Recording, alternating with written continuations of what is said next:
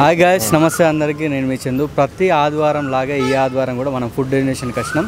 So ఈరోజు speciality ఏంటంటే పవన్ కళ్యాణ్ గారి ఘన విజయం తర్వాత మన పవన్ కళ్యాణ్ గారు జూనియర్ పవన్ కళ్యాణ్ గారు రావడం చాలా అందంగా ఉంది. నేను అన్నను ఫస్ట్ టైం చూస్తున్నా. ప్రతిసారి యూట్యూబ్లో ఇన్స్టాగ్రామ్లో చూసినా కానీ అన్న ఇలా చూసినా నిజంగా నాకు పవర్ స్టార్ని చూసిన ఫీలింగ్ వస్తుంది. ఫస్ట్ ఆఫ్ ఆల్ నిజంగా ఇంత మంచి పోలికలు ఉండడం మీరు అసలు అదృష్టం అన్న చెప్పాలంటే. సో అక్కడ పవన్ సార్ విజయంని మీరు ఎలా ఇంత భక్తునిగా మీకు ఎలా అనిపిస్తుంది? ఫస్ట్ ఆఫ్ ఆల్ అది ఆంధ్ర రాష్ట్రానికి కొత్త రోజులు వచ్చాయి, పండగ రోజులు వచ్చాయి. ఇంతకుముందు ఆంధ్ర రాష్ట్రం అనేక రకమైన ఇబ్బందుల్లో ఉండేది. దానికోసం చాలామంది పోరాటం చేశారు. ఫైనల్గా ఆ పోరాటం ఒక విజయానికి దారితీసింది. మొన్న జరిగినటువంటి ఎన్నికలు వాటి ఫలితాల్లో కూటమి అత్యధిక మెజారిటీతో గెలిచింది. చాలా సంతోషం. ఆంధ్ర రాష్ట్రం బాగుపడబడుతుంది. అదేవిధంగా ఎకనామికల్గా చాలా డౌన్ఫాల్ అయిందని అందరూ ఉన్నారు, అది తెలిసిన విషయమే. కానీ చంద్రబాబు గారి నాయకత్వాన ఆంధ్ర రాష్ట్రానికి కొత్త రూపు రాకపోతుంది. అదేవిధంగా పవన్ కళ్యాణ్ గారు మా అధ్యక్షులు వారు పిఠాపురం ఎమ్మెల్యేగా, అదేవిధంగా మా బలమైన కోరిక ఏంటంటే హోమ్ మినిస్టర్ కావాలి, శాంతి భద్రతలు బాగుండాలి ఆంధ్ర రాష్ట్రంలో. డిప్యూటీ సీఎంగా అనేక మంచి బాధ్యతలు స్వీకరించాలని కోరుకుంటున్నాం. ఆయన ఇది ఒక ప్రత్యేకమైనటువంటి మైల్ స్టోన్ అనేది నేను చెప్పగలను ఆంధ్ర రాష్ట్ర రాజకీయ చరిత్రలో.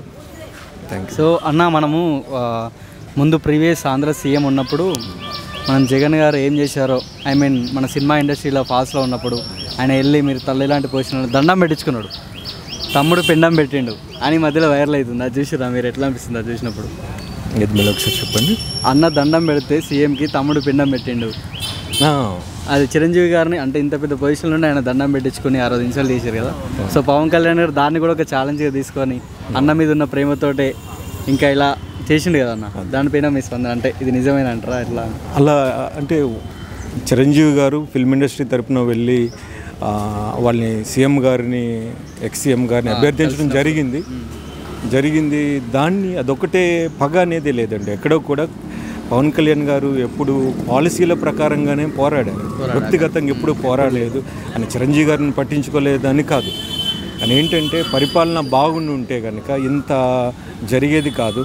పరిపాలన సవ్యంగా లేదు, అస్తవ్యస్తంగా అయిపోతుందన్న పరిస్థితుల్లో దాన్ని ఒక దీక్షగా తీసుకొని దీనికి పోరాటం చేశారు, గెలిచారు. ఆయన గెలిచినా కానీ ఆయన మళ్ళీ నేను ఎలాంటి కక్ష సాధింపులో కోను అని కూడా లేదు. అది చెప్తున్నారు కదా, అది కక్ష సాధింపు చర్యలు అది ఎప్పుడు లేదు, ఆయన అనలేదు కూడా.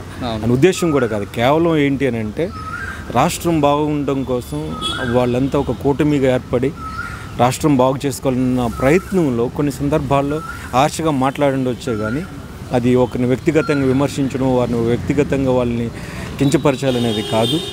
అదే జగన్ గారి పట్ల మాకు ఎట్లాంటి కళ్యాణ్ సార్కి కానీ జన సైనికులకు కానీ తెలుగుదేశం వారికి కానీ ఎట్లాంటి విమర్శ లేదు, ఎట్లాంటి ఇబ్బంది పెట్టాలని లేదు. దయచేసి జగన్ సార్ అభిమానులు కూడా గమనించండి, వ్యక్తిగతంగా తీసుకోవద్దు. రాష్ట్ర అభివృద్ధి కోసం జరిగినటువంటి ఉద్యమంలో ప్రజలు కూటమి వైపు మొగ్గు చూపారు, గెలిపించుకున్నారు.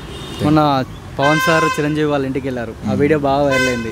సో అది ఎలా అనిపించింది? మాకైతే అసలు మస్తు కళ్ళలో నీళ్ళు వచ్చిన చూస్తుంటే. ఎగ్జాక్ట్గా. సో మీకు ఇంకెక్కువ అనిపిస్తుండొచ్చు. మాకన్నా చాలా ఏముంటుంది, నరాల్లో ఒక రకమైన ఉత్తేజం కలిగింది.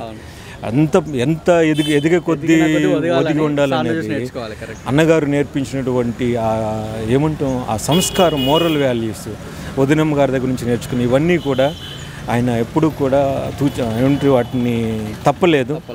వాటి నుంచి నేర్చుకుంటూనే ఈ రోజున మొన్న రిజల్ట్స్ వచ్చిన రోజున మెగాస్టార్ చిరంజీవి గారి దగ్గరికి వెళ్ళి ఆశీర్వాదాలు తీసుకోవడం, వదినమ్మ గారి దగ్గరికి వెళ్ళడం, అమ్మగారి దగ్గరికి వెళ్ళడం, ఇవన్నీ ఏంటంటే తల్లిదండ్రుల పట్ల, సమాజం పట్ల, ఒక వ్యక్తి పట్ల వారికి ఉన్నటువంటి విలువలు అవన్నీ తెలియచేస్తాయండి. ఇలాంటి విలువలు కలిగిన వ్యక్తే కాబట్టి మా అధ్యక్షుల వారు పవన్ కళ్యాణ్ గారిని ప్రజలు గుండెల్లో పెట్టుకొని మొన్న జరిగిన ఎలక్షన్లో ఇంత అత్యధిక ఓట్ల మెజారిటీతో గెలిపించారు.